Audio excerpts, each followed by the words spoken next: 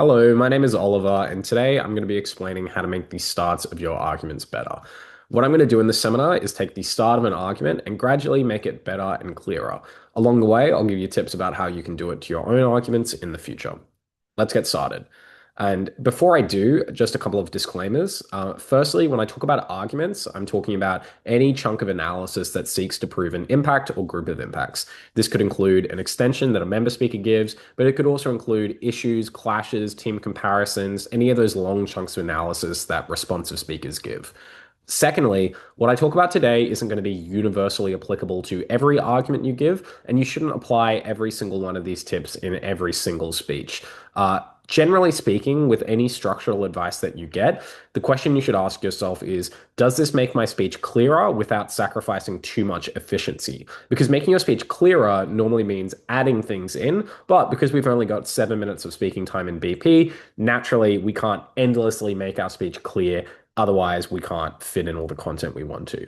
So sometimes you're going to make a judgment call to cut some stuff in favor of more content. That's totally fine. I'm just talking about how to optimize for clarity and how to optimize to make sure the start of your argument is as clear as possible. Let's start with our base argument. The motion that we're going to be looking at is this House believes that the feminist movement should include more men in its leadership. And today we're going to be looking at an opening government argument. Their argument is going to be as follows. My first argument today will explain why we increase buy-in. First, ... Now, before we go any further, I should explain what we're trying to accomplish here. What we're trying to accomplish is to make sure that the beginning of this argument sets the listener up to understand what the rest of the argument is going to be about, why they should care about it, why they should bother listening, and importantly, make sure they don't have to think really hard as the argument is going on, and make sure they can kind of sit back, absorb, and just check off, yep, that mechanism makes sense, yep, that impact makes sense, and so on and so forth. Remember, debating is extremely complicated, and a lot of the time, the reason that you're going to lose a debate or get a worse placement than you would have hoped is because adjudicators just don't have the mental space to understand why your argument is as clever as it is or why it's as impactful as it is, because they're trying to remember all the other arguments that are happening in the debate and all the various complex interactions between them. By making things clearer and simpler, you make it a lot more likely that the adjudicator wants to understand what you're going to say and can understand what you're going to say. So let's look at how this person has started their argument.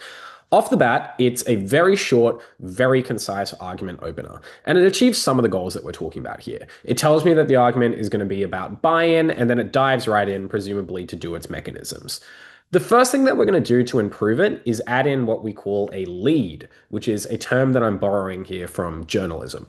You might have heard this referred to as an executive summary or a preview or something similar, but essentially a lead or an executive summary or any of these other things is a section at the beginning of an argument where you tell the audience what they're going to hear throughout the argument, both in terms of mechanism, impact, and weighing. The reason we want to do this is to reduce the amount the audience has to actively think while listening to their argument, because if they already have a good idea about where your argument is going and the important beats along the way, they don't have to continually guess and work out what's going on. So let's add in a lead. It looks like this. My first argument today will explain why we increase buy-in. In this argument, I'll explain how having more male leadership will appeal to men, bringing them to the movement. First, ... One thing I want to briefly highlight is that key phrase in this argument, I'll ... That essentially is a nice cue for you to explain what's going on mechanistically in the argument. But even though this helps to achieve our goal a little bit, it's still not perfect. It's still pretty vague. I'm still asking a lot of questions about what's happening in the argument. So the next step is going to be improving the lead. At the moment, it only tells us the bare minimum. More men will come to a movement with men in it. The audience could have probably deduced that you were going to say something like this anyway. And so what we're going to do is add detail about what you're actually going to be saying. And to do this, we're going to borrow from journalists again, and we're going to apply the 5 W's and 1 H test. As quickly as possible, we're going to explain our mechanism using who, what, when, why, where, and how. And as we do so, we're going to be more specific and nuanced than we were before.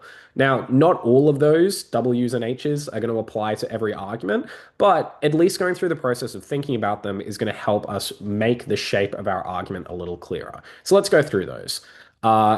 Who, well-selected democratic male leaders, charismatic male leaders rather. What, will appeal to men sympathetic to the feminist movement, but who otherwise might not have felt comfortably actively participating.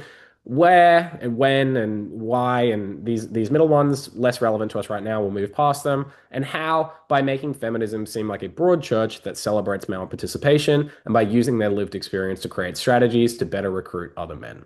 Okay, so as we just kind of noted, when, why, and where weren't as obviously relevant here, so I didn't apply them. But if we were making an argument about an actor making a decision, why becomes very relevant. If we're making an argument where timing is important to the mech that we're doing, then when becomes important. Or for an argument about particular context, then where might be really important. So let's have a look at how just going through these W's in this H has affected the start of our argument. We can already see that now our lead is a lot more detailed. We're going to say instead, in this argument, I'll explain how well-selected charismatic male leaders will appeal to men sympathetic to the feminist movement, but who otherwise might not feel comfortable actively participating. They'll do so by making feminism seem like a broad church that celebrates male participation and by using their lived experience to create strategies to better recruit other men. First, dot, dot, dot. All right, so it's looking a lot better, but we can still make it quite a bit better, I think. The next thing that I would want to know if I was an audience member listening to the beginning of this argument is why am I bothering to listen to this? As we all hopefully know, impacting and weighing are extremely important in BP. It's not just a question of is what you're saying true or more true than the opposition? It's is it more important than three other competing cases who are all just trying to win out on size of contribution? And so a lot of the time in a BP debate, the question isn't just, okay, can you prove it? It's, okay, can you prove it? And then why is it so much important? Why is it so much more important than all the other stuff? So we never want to be in a position where someone is listening to an argument, nodding along, and just constantly thinking to themselves, so what? So just like we did with our mechanism where we went through that checklist of the W's and the H, we're going to use another checklist here to help us. And that checklist is going to be first, what changes? Secondly, why does this matter to the world? Thirdly, why does this matter to the debate? And fourth, if we're in closing, we'll ask the question, why is this unique? So let's go through each of those. Firstly, what changes? By the end of this argument, you should believe that a substantial number of men who were nominally feminists in the status quo now actively involve themselves in feminism as a movement. Why does this matter to the world? This is essential as men wield a huge amount of social power, particularly in the context that most urgently need feminist change. Why does this matter to the debate? Every team in this debate is going to want to advance the cause of feminism, but it's only through this impact that we can further the goals of feminism in the most needy contexts. And again, we're opening here so the closing material doesn't matter so much. And then if we drop that right into the middle of the argument, or the middle of the start of this argument, already now someone hearing the argument not only knows exactly what I'm going to be telling them, but they also are going to understand why it matters so much, why they should care, why they should bother listening and taking the active notes that they need to make sure that your argument is going to get credited. So we're almost there, but we're going to make two small changes to finish things off.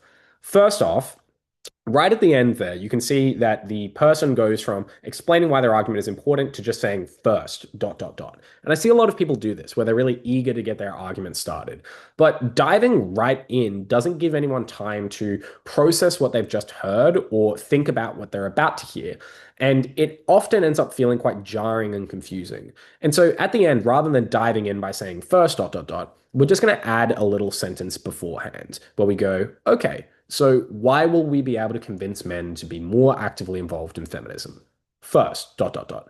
This is the kind of signaling language which is really useful structurally, where the point of it isn't to provide more information, but it's to provide a breath for the audience while also signaling that you're about to move on to new information. It functionally serves the same purpose as signposting language or the introduction of an argument or whenever you go impacts or mechs, da, da, da, da, da. But it just sounds a little bit smoother and a little bit neater. The second change we're going to make is we're going to retitle our argument. Now, I think debaters have a really nasty habit of using extremely vague, extremely generalized language to title their arguments. I think maybe I've heard 1,000 arguments in my life titled increasing buy-in. But it's bad because that argument is completely non-specific. It doesn't tell me anything about what I'm actually going to hear. It just tells me vaguely that there is going to be more people who are more invested in something. It doesn't tell me anything about who those people are. It doesn't tell me anything about why they're going to be more invested. It doesn't tell me anything about what change that's going to cause. And so what we're going to do is we're going to make our argument title more specific and importantly, more impact oriented, where we're thinking specifically about what the impact is, not just about what the mechanism is. So that looks like this. My first argument today will explain why we increase active participation in feminism from male supporters, leading to change in the context that most need change. Again, it's much more specific, it's much more impact oriented, and it helps set up the rest of my argument. Someone hearing that title is going to be a lot more clued into what's going to happen. Now, this to me represents a really strong beginning to an argument. And as I said at the start, you might look at this and you might say, well, this is actually quite long. Maybe this is something that I don't have time for. I've only got 7 minutes. But remember, if you do all of these steps well, if you make sure your mechanism is nicely laid out, that people are bought in and they understand what they're about to hear, then it means that the rest of your argument can be more efficient and can be more brief because people are already clued into many of the key details. They're already clued into the who, what, when, why, how. And so as a result of that, it means that the time that we're investing in the start of our argument not only makes our argument clearer and easier to understand, but it means that we can be more efficient with the rest of our argument. Again, you don't need to apply this to every argument that you do, and you can make judicious decisions about applying these sorts of learnings to different parts of the debate and different parts of your speeches in different contexts. But generally speaking, I would say that most debaters would benefit from applying these tips to the beginnings of their arguments. Thanks so much for listening, and good luck at Worlds.